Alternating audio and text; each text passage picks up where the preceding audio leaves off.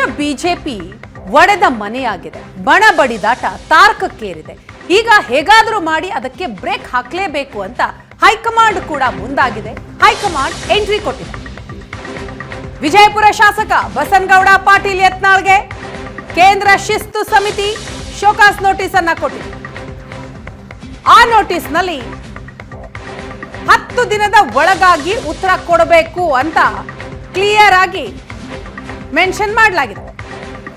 ಈಗ ರಾಜ್ಯಾಧ್ಯಕ್ಷ ವಿಜಯೇಂದ್ರ ಮಾತನಾಡ್ತಾ ಇದ್ದಾರೆ, ಕೇಳೋಣ ಏನ್ ಹೇಳ್ತಾರೆ. ಮಾಡಿ ಅವರಿಗೆ ತನಿಖೆಗೆ ಬರಬೇಕು ಅಂತೇಳಿ ಒತ್ತಾಯವನ್ನು ಮಾಡ್ತಾ ಇದ್ರು. ಸ್ವಾಮೀಜಿಗಳು ತಿಳಿಸಿದ್ದಾರೆ, ಆರೋಗ್ಯ ಸರಿ ಇಲ್ಲ, ಪತ್ರ ಮುಖೇನ ಏನು ಉತ್ತರನ ಕೊಡಬೇಕು ಅದನ್ನು ಕೂಡ ನೀಡಿದ್ದಾರೆ. ಆದರೂ ಕೂಡ ರಾಜ್ಯ ಸರ್ಕಾರ ಒತ್ತಡ ಹಾಕ್ತಾ ಇರ್ತಕ್ಕ. ವಿಜಯಪುರ ಶಾಸಕ ಬಸನಗೌಡ ಪಾಟೀಲ್ ಯತ್ನಾಳ್ಗೆ ಕೇಂದ್ರ ಶಿಸ್ತು ಸಮಿತಿ ಶೋಕಾಸ್ ನೋಟಿಸ್ ಅನ್ನ ಕೊಟ್ಟಿದೆ. ಈಗಾಗಲೇ ಯತ್ನಾಳ್ ನೆನ್ನೆನೆ ಡೆಲ್ಲಿಗೆ ತೆರಳಿದ್ದಾರೆ, ಜಿಪಿಸಿಗೆ ವರದಿ ಕೊಡ್ತೀನಿ ಅಂತ ಹೇಳಿ. ಮತ್ತೊಂದು ಕಡೆ ಇವತ್ತು ಶೋಕಾಸ್ ನೋಟಿಸ್. ಪಕ್ಷ ವಿರೋಧಿ ಚಟುವಟಿಕೆ ಜೊತೆಗೆ ಪಕ್ಷದ ರಾಜ್ಯದ ನಾಯಕರು ತೆಗೆದುಕೊಳ್ಳುವಂತಹ ನಿರ್ಧಾರ ಅದನ್ನ ವಿರೋಧಿಸ್ತಾ ಇರುವಂತಹ ಯತ್ನಾಳ್ಗೆ ಈಗ ಹೈಕಮಾಂಡ್ ಶೋಕಾಸ್ ನೋಟಿಸ್ ಕೊಟ್ಟಿದೆ. ಆ ನೋಟಿಸ್ಗೆ 10 ದಿನದ ಒಳಗಾಗಿ ಉತ್ತರ ಕೊಡಬೇಕು ಅಂತಲೂ ಕೂಡ ಸೂಚಿಸಲಾಗಿದೆ. ಒಂದು ವೇಳೆ ಈ ಅವಧಿಯ ಒಳಗಾಗಿ ಉತ್ತರವನ್ನ ಕೊಡದೆ ಹೋದ್ರೆ ಇನ್ನು ಮುಂದೆ ಅವಕಾಶ ಇಲ್ಲ ಅನ್ನೋದನ್ನು ಕೂಡ ಕ್ಲಿಯರ್ ಆಗಿ ಆ ಶೋಕಾಸ್ ನೋಟಿಸ್ನಲ್ಲಿ ಮೆನ್ಷನ್ ಮಾಡಲಾಗಿದೆ.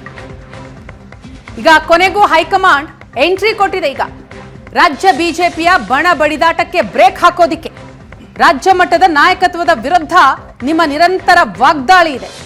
ಪಕ್ಷದ ಸೂಚನೆಯನ್ನ ಧಿಕ್ಕರಿಸಿದ್ದೀರಿ. ಪಕ್ಷದ ನಿಲುವಿಗೆ ವಿರುದ್ಧವಾದ ಹೇಳಿಕೆ, ನಿಮ್ಮ ಹಲವು ಹೇಳಿಕೆಗಳು ಮಾಧ್ಯಮದಲ್ಲಿ ವರದಿಯಾಗಿದೆ. ಈ ಹಿಂದೆ ಹಲವು ಬಾರಿ ಶೋಕಾಸ್ ನೋಟಿಸ್ ಕೂಡ ಕೊಡಲಾಗಿತ್ತು. ನಿಮ್ಮ ಹಿರಿತನವನ್ನ ಪರಿಗಣಿಸಿ ಹಿಂದೆ ಹೇಳಿಕೆ ಕೊಟ್ಟಾಗ ಸುಮ್ಮನಿದ್ದೆವು. ಬಿಜೆಪಿ ನಿಲುವು ಧಿಕ್ಕರಿಸಿ ಹಲವು ಗಂಭೀರ ಆರೋಪ ಮಾಡಿದ್ದೀರಿ. ಹೀಗಾಗಿ ನಿಮ್ಮ ವಿರುದ್ಧ ಯಾಕೆ ಶಿಸ್ತು ಕ್ರಮ ತೆಗೆದುಕೊಳ್ಳಬಾರದು, ಕಾರಣ ತಿಳಿಸಿ ಅಂತ ಶೋಕಾಸ್ ನೋಟಿಸ್ನಲ್ಲಿ ಹೇಳಲಾಗಿದೆ. ಈ ನೋಟಿಸ್ ಸ್ವೀಕರಿಸಿದ 10 ದಿನದ ಒಳಗಾಗಿ ಯತ್ನಾಳ್ ಉತ್ತರ ಕೊಡಬೇಕು.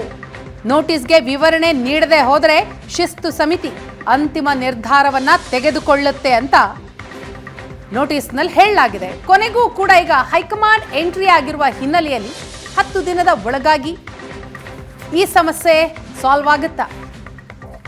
ಈಗಾಗಲೇ ರಾಜ್ಯ ಬಿಜೆಪಿಯಲ್ಲಿ 2 ಬಣ ಆಗಿದೆ. ಒಂದು ಯತ್ನಾಳ್ ಬಣ ಹಾಗೂ ವಿಜಯೇಂದ್ರ ಬಣ. ವಿಜಯೇಂದ್ರ ಬಣ ಹೇಳ್ತಾ ಇದೆ ಯತ್ನಾಳ್ ಅವರನ್ನ ಪಕ್ಷದಿಂದ ಉಚ್ಚಾಟನೆ ಮಾಡಲೇಬೇಕು ಅಂತ. ಆದರೆ ಹೈಕಮಾಂಡ್ಗೆ ಅವರನ್ನ ಉಚ್ಚಾಟನೆ ಮಾಡುವ ಮನಸ್ಸಿಲ್ಲ.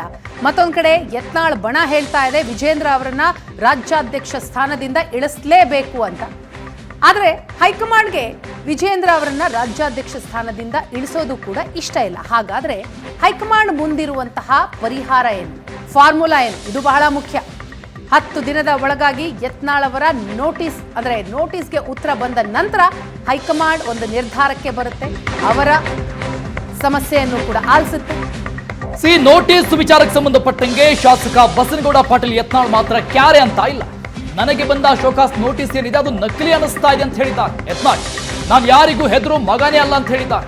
ಉತ್ತರ ಕರ್ನಾಟಕದ ಭಾಷೆಯಲ್ಲಿ ನಾನು ಯಾರಿಗೂ ಕೂಡ ಹೆದರೋ ಮಗನೇ ಅಲ್ಲ ಅಂತ ಮತ್ತೆ ಗುಡುಗಿದ್ದಾರೆ ಶಾಸಕ ಯತ್ನಾಳ್.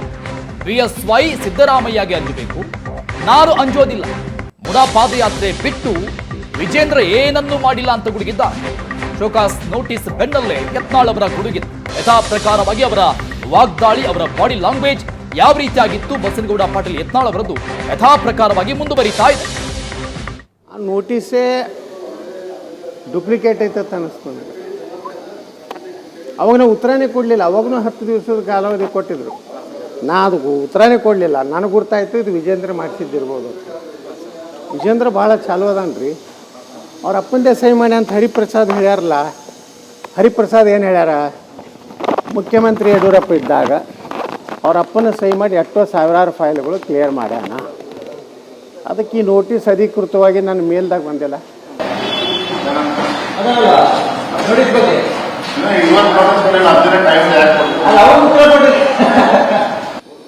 ಇವರು ಯಡಿಯೂರಪ್ಪನ ಬಚ್ಚ ಅಂತ ಹೇಳಿ ನನ್ನ ಲೀಡರ್ ಅಲ್ಲ. ನಾನು ನನ್ನ ಸ್ವಂತ ಸ್ಟ್ಯಾಂಡ್ ಮ್ಯಾಗ ನಾನು ಲೀಡರ್ ಆಗೀನಿ.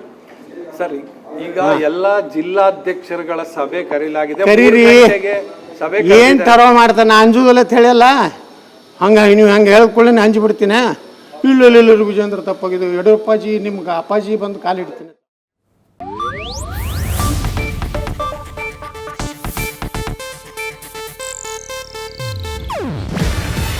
ಇದು ಏಷ್ಯಾನೆಟ್ ನ್ಯೂಸ್ ನೆಟ್ವರ್ಕ್ ಪ್ರಸ್ತುತಿ. ನೀವು ನೋಡ್ತಿದ್ದೀರಾ ಏಷ್ಯಾನೆಟ್ ಸುವರ್ಣ ನ್ಯೂಸ್.